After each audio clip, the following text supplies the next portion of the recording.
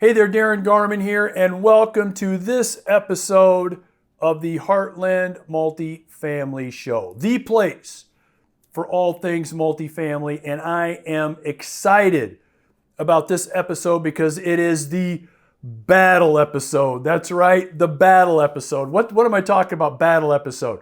In this episode, we're going to talk about commercial property versus multifamily property. That's right, commercial property versus multifamily property, and we're going to have the battle. The battle is, which of these properties should you invest in? Which of these kinds of properties should you own? And which of these kinds of properties should you pay attention to? Is one better than the other? We're going to have that battle in this episode. I'm really looking forward to it.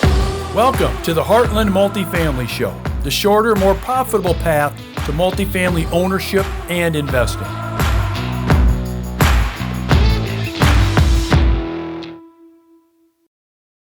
Now, before we get into the battle of this episode, just a couple of things. First of all, if you like what you see, what you hear here on the Multifamily Show, make sure you click the subscribe button because you are at the home of all places multifamily.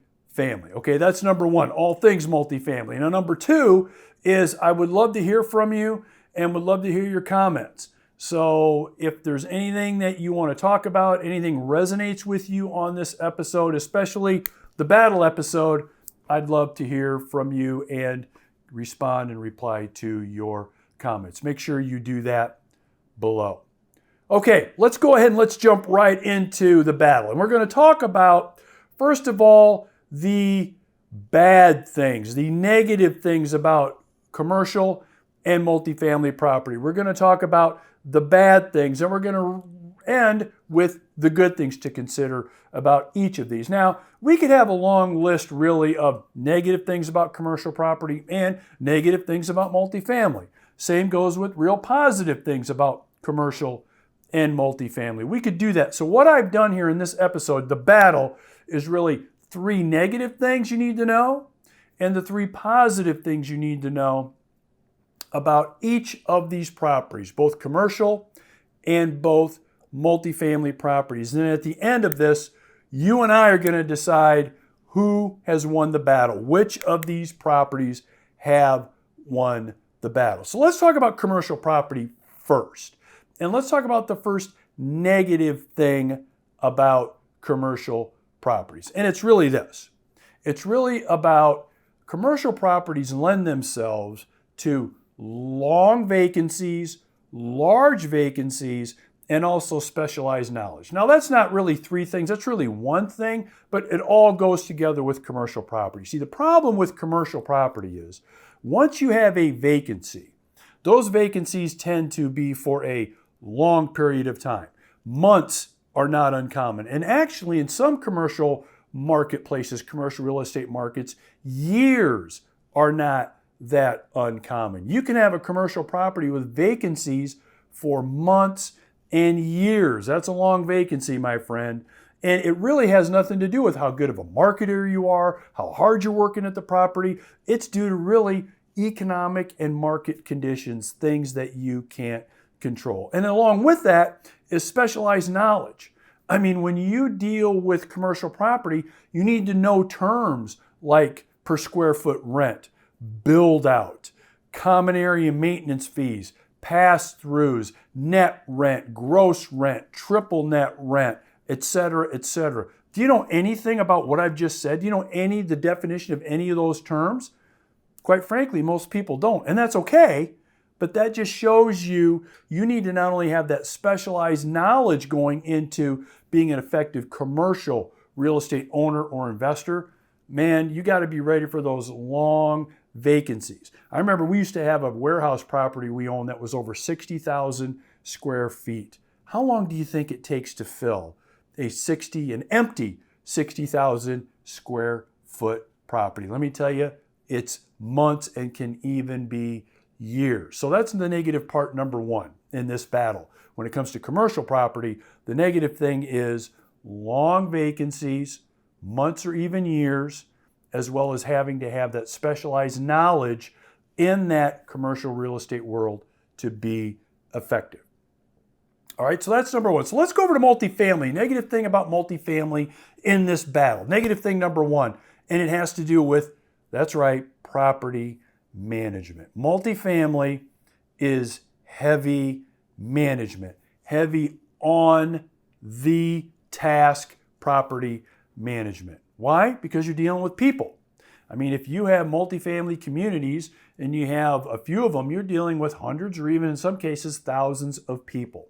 Well, that requires a lot of intense, day-to-day, boots on the ground property management.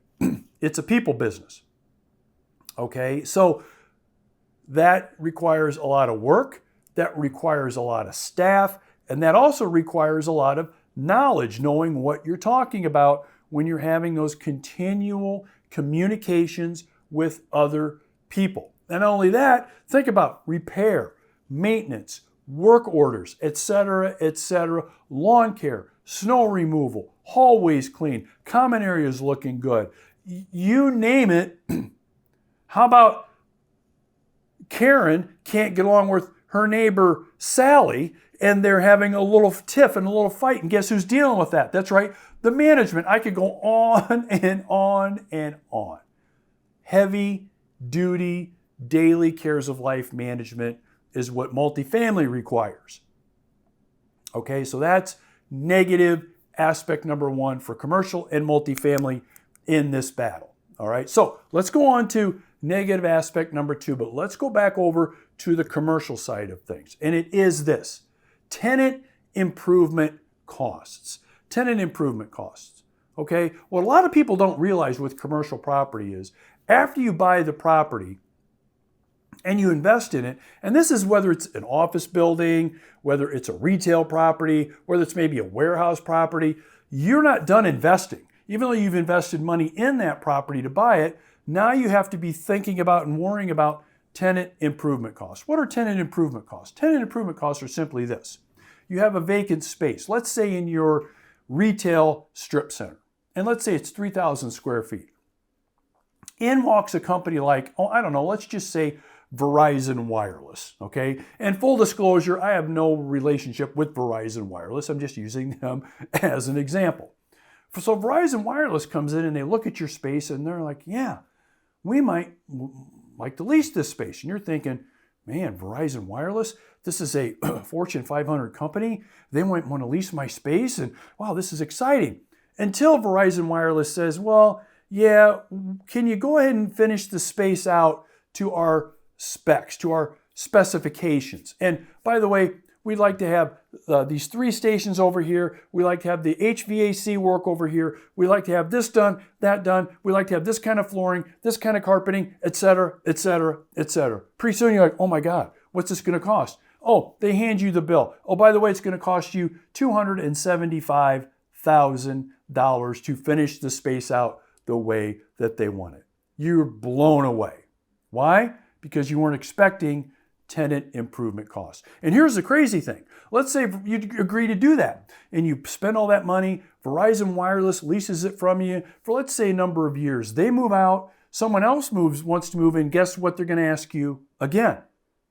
Are you going to take care of the tenant improvement costs? You see, tenant improvement costs, for the most part, when you own a commercial property, is a never-ending game of continued investment and expense that not a lot of people think about. Okay, so that is a negative part of owning commercial property. Number two, ongoing expensive tenant improvement costs. All right, so let's go over to multifamily now. Negative aspect of owning multifamily. It has to do with this: regulations, regulatory interference from bureaucratic sources. Okay, so for example, let's talk about rent control. Okay, rent control is a fact in some places around the U.S. It's talked about in many other places around the U.S. Okay, how about housing inspections? How about a city decides they want to impose a new tax because the district that your apartment property, your apartment community is located in, they want to build a new city facility close by. And by the way, they think you should pay for some of those taxes for that facility, okay? When you own multifamily property, because it is a place where people live and a place where people are housed, you are now open to more regulatory changes and scrutiny. As a matter of fact, in one of the largest cities in the United States here just 2 months ago, there was rent control enacted, okay? You don't really have control over that when you own a multifamily community and the politicians decide that that's something they think they need to do for the welfare of the people, which we can argue and have some debate about, of course. But do you think that's happening with commercial property? Do you think there's any rent control conversations, any bureaucratic processes talking about anything like that with a retail property, with a commercial property? No. But when you own multifamily, you're open to more regulatory items, regulatory scrutiny from places like the media and other places when you own those properties, because you are, as a landlord, a de facto easy target for those kinds of things with multifamily. Okay, so that's negative aspect number 2 with multifamily, is you're open to more regulatory scrutiny, interference in your business, telling you what to do and how to run your business because it's a place where people live. All right, let's go to number 3, negative number 3 with commercial property. And it's simply this. And not a lot of people realize this. When you buy a commercial property and then rent it, whether it's retail, office space, whether it's warehouse, industrial, you're really betting on the business that is in it, and you're really investing in the businesses located in the commercial property. You're not really investing in the commercial property. Let me say that again. When you buy a commercial property, you invest in it and you continue to own it. You're really continuing to invest and own in the businesses that occupy those properties, not really the property. Why? Because how much rent they pay you, how timely their rent payments are to you, is based on how well those businesses do, isn't it? And so you're really at the mercy of how good that business owner is, right? That's really what you're at the mercy of when you own a commercial property.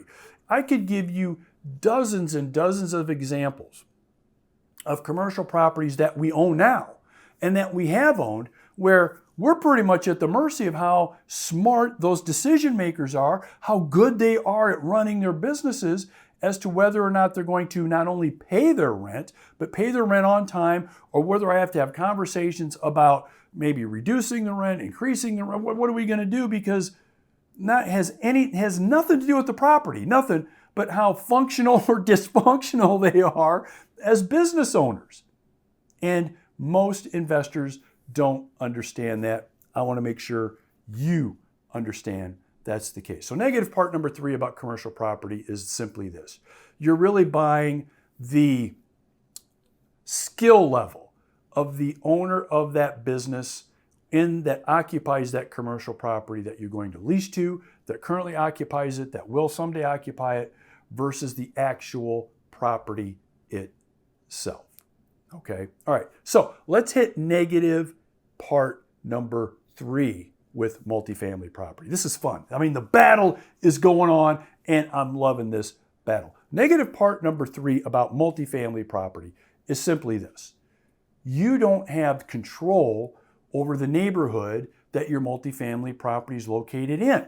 So you can't control what happens next door, a block down the street, 3 blocks down the street, that can affect how well your multifamily property operates. It can affect how residents, current and future residents, see your property. Let me give you a quick example. I used to own, with another one of my partners, a 60-unit property in southern Iowa, okay?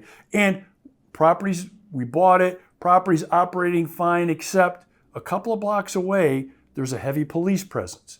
There's drugs going on. There's some gang things going on, okay? And as we own this property, this problem becomes worse and worse and worse. We don't have any control over it. We don't own those properties. We're hoping the owner, we're actually contacting the owner saying, hey, can you try to really do something over there? Police are there all the time. Our residents are concerned. They're scared. Hey man, they're wondering whether they should live there. This really became evident to me when one day I'm visiting our property manager there, having a conversation. And as we're talking, he gets a phone call. He's on his cell phone from a prospective tenant that is somehow kind of lost in getting her way to our apartment community so she can go tour a unit and possibly rent it. So he's on the phone and he says to me, do you mind if I go outside and kind of direct her in to the office? I can meet her and I can, sure. So I actually go with him. I'm looking forward to maybe meeting this resident, as the owner, giving her, that added touch, the owner's touch when she shows up. Here's what happens. She gets there, she pulls up in her car, she sees where the property's located, she hits the gas, squeals out of there, she's out of there. There's no way in hell she's gonna rent our apartment. It was actually funny. I start laughing. I'm like, you've got to be kidding me. She was here to rent. She figured out what was going on down the street. She had somehow heard and knew what was going on next door, what was happening. She didn't want a part of it. She squeals out of there. She's gone. Well, that's the bad news about owning multifamily. You can't control what goes on around you. That's just out of your control. So obviously you've got to do the best job you can to select the best area, and you've got to not only scout where your apartment community is at, but what's going on around there. And I cover that kind of information and strategy in other episodes. So we've covered 3 things, all right? Commercial, bad things, all right? 3 things, multifamily, bad things, and they've had the battle. What do you think is worse? Is there one category, apartment, multifamily, or commercial, that you consider, based on those 3 bad areas you've covered on each one of those, Darren, I don't think that's where I want to go. So I want to thank you for joining me on episode 1 of 2 regarding commercial real estate versus multifamily and the battle between the two and which investment is best suited for you. Now, keep in mind, you are at the channel for all things multifamily, so would love for you to subscribe and keep in touch with more timely information like we've got on part 1 here of this video series. So please make sure you subscribe to this channel if what I'm talking about in this episode and what I'm going to talk about in the next episode, of course, resonates with you. Also, I would love to get your feedback. So leave your comments below. We'd love to hear what you've got to say about episode 1 and what we've covered and get back to you regarding some of your comments. So let's now go to get ready for episode 2.